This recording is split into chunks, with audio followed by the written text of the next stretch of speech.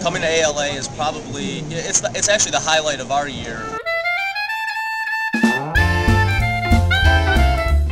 When I was a little girl, my mother used to take me to the library once a week, twice a week, sometimes 3 times a week. And that started my love of libraries. Anything that doesn't have a price tag to it, anything that encourages people to be more human and not to consume, devour, or to put price tags on other things is under threat.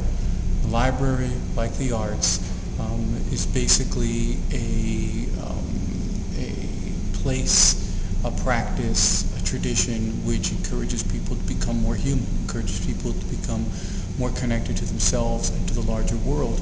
And it doesn't ask you to pay for anything, and it doesn't ask you to put a price tag on anything else. And I think that we're under an enormous threat. President Obama and First Lady Obama, I wouldn't say Barack and Michelle, as I've said for 30 years. You know what's most important in your children's life is education. And how do they get that education? Through reading.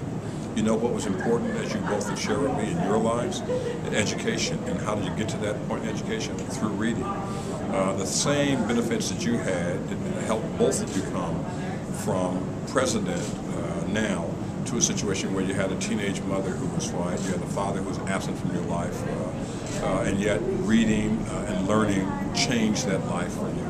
Studs Terkel came to StoryCorps to cut the ribbon on our first booth in Grand Central Terminal. He was such a great and advocate, an eloquent and powerful advocate of bottom-up history. And when he cut the ribbon on our booth, he said, you know, we know who the architect of Grand Central Terminal was, but who is it that laid these floors, who built these walls? Those are the stories that you must get through StoryCorps. You also have a special invitation to the Newberry Caldecott banquet. How do you feel about that? I think it's very special, and I'm going to go home and tell all of my friends about it, and I'm going to read even more books. I pretty much took off the summer of 1989 for days at a time, going to libraries all over the state of Mississippi, selling The Time to Kill out of the trunk of my car. The smaller the town, the bigger the party. I did Martha Stewart, and he gave me, I just did the craft portion, and she gave me 2 sets of scissors, and I didn't know there was a difference. She goes, you never want to use fabric scissors on paper or paper scissors on fabric. It goes more like straight up, the angle is like that. And then we get it.